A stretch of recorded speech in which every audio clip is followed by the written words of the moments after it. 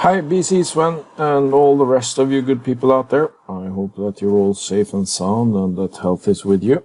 Regarding on your follow-up statements there, I just wanted to kind of follow up with kind of a longer video, as the core issue here seems to be the snappiness of the dialogues or the responsiveness, if I get it right. So I decided to make a little bit longer video here just to kind of demonstrate. So we're at the same point as yesterday. We launched the software. It's going to run off and establish that connection between my local client, if it's Citrix or if it's HTML, doesn't really matter. As long as you have a decent computer, decent graphics card, and a decent internet connection. Now, once the session is started here, we fire off NX. Siemens has been kind enough to create a shortcut on the desktop there. So we start by double-clicking on that shortcut there and fire up NX. And once NX is started, we're going to go back to kind of where we were yesterday with our assembly, which would be that jet engine, including that stand that it's kind of put on. Go to the engine assembly and we do a fit there just to show where we're at.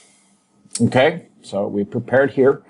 Let's do a section clip there. Well, we're here as we were same as yesterday.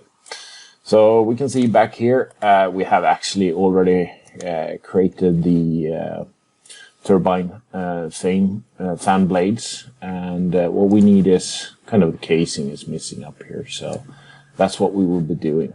Somewhat prepared just to not bore you to death with the specific design work, but at the same time demonstrating the snappiness or responsiveness of the menus. So we make the prepare part here, low pressure turbine case, the work part. We can see, we're working context here by the way, we can see that we got some sketches in there already prepared. If we have a look at the feature tree here in the part navigator, we can see that, yeah, we have a bunch of sketches. And we could create these in chronological order, or we could be really proper about it. And we start by the first major sketch here. So we do a revolve from this. Note the snappiness of the menus. So we select what it will contain, the specific sketch. We select the axis we want to revolve it around, which would be the engine axis. And in this case, we do not want a bowl in, we just want to create it. And we say OK for that. There we go, our first solid is created. Continue by looking at what we have next. Well, we have a little lip there. Which would probably be sealing some airflow there. And what we need to do is revolve that sketch as well around the same vector. And this time we actually want to unite it with the first body there. So that's what we do. Continuing down the line, we see that we got a bunch of sketches here which are recess areas around the blade areas. For containing the air as well. And well, with that we're going to revolve all those, and we can simply just select all of them. I could select them, multi-select them, or I could select them individually. Just want to show you the snappiness. So again, same axis, and this time we're going to do a subtract. There we go. And you can see the snappiness of those menus. Pretty good, I would say. Okay, in the back here, we're going to create a hole, and we're going to create some recess areas to make this design a bit lighter. We want it as light as possible, and the kind of big flange going around here is actually rather heavy, so we're going to add some recess areas to make it lighter. And we start with the recess areas, and I'm going to do them as extrude, but I'm going to start by, I could do it in one go, but I'm just for the snappiness of the menu. So I'm going to create a sketch separately. I'm going to do it on this plane here. And I'm going to attach it to, let's say, for the sake of it, that point. I'm going to flip it around. We say OK to that. And we see that we now, we have back here where we want to create a circle. And actually, I actually want to create, let's include that line there. Okay, I actually want to create a circle, just roughly that size. Finish. I'm happy with that. I'm not going to dimension it. It's just going to be a concept evaluation here. So, however, we will turn off the clip to see what it does. Got some graphics there remaining. Revolve it or refresh it. We'll remove that. Extrude is what we want to do with that. Just created a sketch there. We want to subtract it as well. We say OK to that. And, well, we're happy with that. Only thing is here, it's not in the wrong position. So we're going to move that recess area. We're going to move that face. We're going to move it around the angle there. Or move it around the axis there. And we're going to move it 360. We have 30 holes. We're going to make 30 holes. 360 divided by 30 holes divided by 2. And we should end up in between there. So we do that. There we go. There it is. And we're also going to do a pattern face to that. Notice we're only basically looking at the menus and the snappiness of how they come and go. We want that around the same angle there. Sorry, it's going to be a circular one. It's going to help in building circular shapes. There we go. And we're going to make them count and span. We're going to make them 30, and we're going to make it 360. There we go.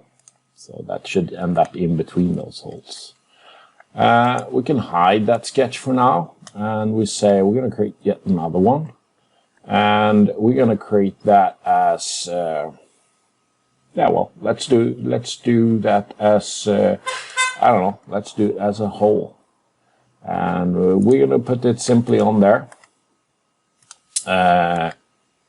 Actually, we're not going to put it directly on there. We're going to put it on, let's say, we're going to put it on that line there. Center there.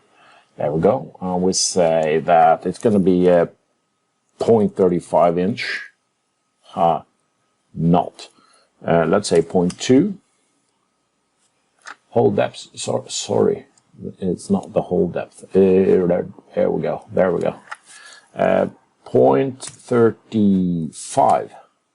It's going to do, and we do a subtract on that. Well. Never mind my mistakes there, because that's actually what we're discussing, the snappiness of the menus here. So again, let's do a well, we can do pattern feature on that if we want to individually control those. Let's do it circular. Let's specify the vector. Let's say we're going to have a count and span. We say we're going to have 30 of them, and it's going to go 360. And we say, okay, there we go. We got our holes. And, well, to me, this is very much like running local on my machine. Obviously, I have NX locally on my machine as well. And the snappiness that is provided here is, well, I haven't seen that anywhere else, so I'm quite happy with it. And, well, the snappiness and responsiveness of the system here in the cloud environment is what I wanted to show. So I will leave at that, and it's just to demonstrate that the cloud solutions are definitely worth looking at. However, I should also state that, of course, there are a whole bunch of other license options out there, which means that we got something. Well, I assume that there is something that will kind of satisfy everyone. You could get anything from monthly to perpetual licenses, if you like, and well, it's all up to you to decide what kind of environment you want. Large corporations probably have a different point of view, but this would probably, or I know as a fact for some of the larger corporations, that this is an option for them, having contracting people working for them remotely.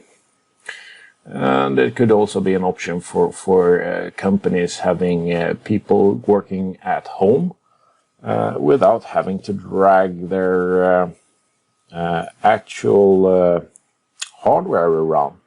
And also, not to be mistaken, the hardware do not have to be kind of high spec locally, which also should be a